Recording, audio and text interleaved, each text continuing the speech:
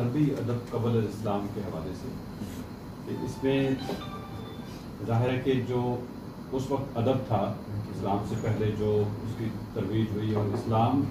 آنے کے بعد جو فتنے اٹھے ان میں بہت سارے فتنے ایسے بھی تھے جیسے مسلمہ قذاب کا فتنہ تھا یا ایک خاتون نے بھی دعویٰ کیا تھا نبوت کا اور وہ بڑے عمدہ شعر بھی پڑھتی تھی. تو آپ کا کیا خیال ہے کہ قرآن مجید کے بعد جب اس کو شاعری سمجھا جاتا تھا اور اس کے بعد جب یہ بھی سمجھ لیا گیا کہ یہ الہامی کتاب ہے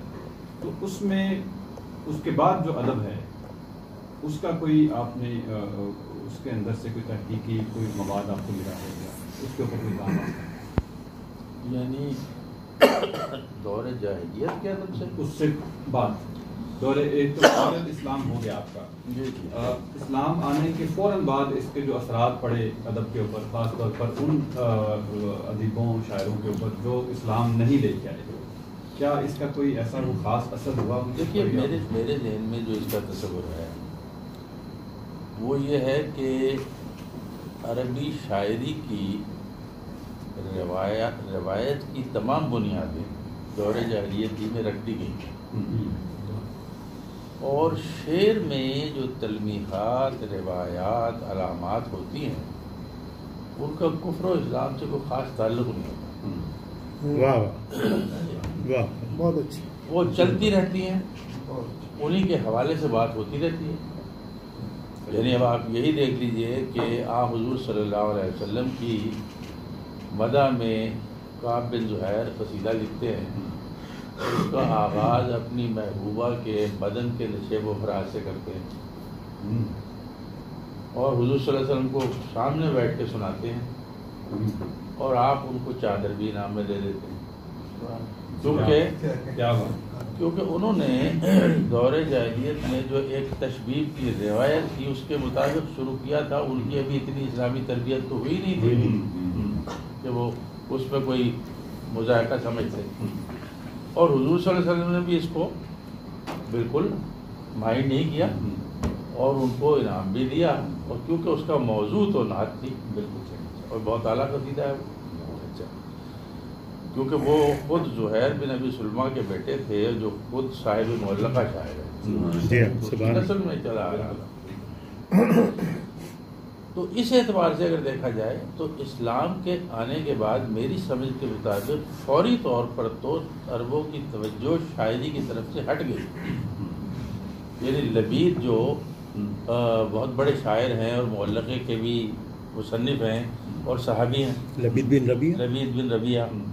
وہ صحابی ہوئے بہت انہوں نے ایک یعنی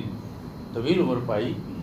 اور بڑھاپے میں بہت بڑھاپے میں آ کر انہوں نے اسلام قبول کیا. لیکن ان کے بارے میں یہ کہا جاتا ہے کہ اسلام لانے کے بعد انہوں نے بہت ہی کم شاعری حالانکہ وہ ان کا معلقات سبع میں نہایت مضبوط متن کا حامل ہے. سب سے اچھا متن اس معلقے کا ہے اور اس کی اگر کبھی محاسن پہ گفتگو کی جائے تو آدمی حیران رہ جاتا ہے کہ کتنی اس کے اندر فنی توانائی ہے. لیکن اسلام لانے کے بعد ان کی توجہ شعر گوئی سے ہٹ گئی. اور یہ بھی ایک روایت ہے کہ جب حضرت عمر نے پوچھا کہ بھائی کوئی سنائے تو انہوں نے کہا کہ میں قرآن کے آ جانے کے بعد شعر کی ضرورت محسوس نہیں کرتا. کیونکہ قرآن مجید بذات خود ایک بہت بڑی ادبی دستاویز ہے. یعنی اگر آپ قرآن کی امیجری پر کسی وقت غور فرمائیں تو وہ اس قدر پرفیکٹ ہے اس قدر اس کے اندر وہ ہے کہ شاعری کو عاجز کیا.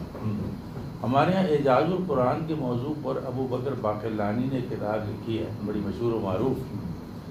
اس میں انہوں نے ایک بات کہی ہے کہ ہر دور میں جو انبیاء مختلف آئے انہوں نے ان کو معجزات وہ عطا کیے گئے جو اس زمانے میں بہت پرفیکشن میں تھے. حضرت عیسیٰ علیہ السلام کے زمانے میں طب کا بہت فروغ تھا تو ان کو جو معجزات دیے گئے وہ اس قسم کے تھے کہ بڑے سے بڑا طبیب ان سے عاجز ہو جائے مطلب مردے کو زندہ کر دینا. اچھا حضرت موسیٰ کے زمانے میں جادوگری کا بہت زور تھا تو ان کو وہ معجزے دیے گئے جس سے جادوگر عاجز آ جائیں. اور حضور صلی اللہ علیہ وسلم کے زمانے میں عربوں کو جس چیز پر بڑا زبردست ناز تھا وہ ان کی زبان عمری تھی. چنانچہ قرآن مجید وہ آیا کہ جس نے شاعر کو اور کاہن کو اور خطیب کو سب کو عاجز کر دیا. تو اس اعتبار سے ہمارے یہاں یہ ڈاکٹر طہ حسین نے ایک بڑی پتے کی بات کہی ہے کہ دیگر جو آداب ہیں دنیا کے ان کے اندر 2 اصناف ہوتی ہیں، نظم اور نثر، لیکن عربی ادب کی 3 اصناف ہیں، نظم اور نثر اور قرآن. واہ واہ واہ، کیا اچھی بات ہے. تو اس اعتبار سے میں یہ کہوں گا کہ اسلام کے فوراً بعد جو دور جاہلیت کا سرمایہ تھا اس کا عکس تو برقرار رہا، لیکن مجموعی طور پر خود شعر و شاعری پر وہ توجہ مرکوز نہیں رہی. یہ اموی دور میں جا کر جب لوگوں کے اندر اسلامی انقلاب کے اثرات کمزور پڑے تو شاعری دوبارہ اٹھ کر کے آئی. تو وہ پھر اس میں ہم یہ دیکھتے ہیں کہ دور جاہلیت کی روایات پھر بھی چلتی ہیں، وہ آج تک چل رہی ہیں. آپ کو رضا قبانی کی شاعری میں بھی دور جاہلیت کی مجری مل جائے گی. اس لیے وہ تو یعنی اپنی بنیاد کے اعتبار سے تو وہ بہت زبردست فنی سرمایہ ہے، لیکن فوری بعد کا جو زمانہ ہے یعنی خلفائے راشدین کے زمانے تک کا، اس میں شاعری ذرا پیچھے چلی گئی، خصوصاً پہلے 2 خلفاء کے زمانے میں. تو فتوحات ہوئیں، کہاں کہاں مسلمان پہنچ گئے، کتنا بڑا انقلاب آ گیا، بڑی بڑی سلطنتیں الٹ کے رکھ دی. تو وہ اس میں ہم یہ کہتے ہیں کہ وہ شاعری وہاں پر کچھ دیر کے لیے دم لینے کے لیے رک گئی اور پھر سے وہ آگے چلی اس میں اموی دور میں. کیا بات ہے.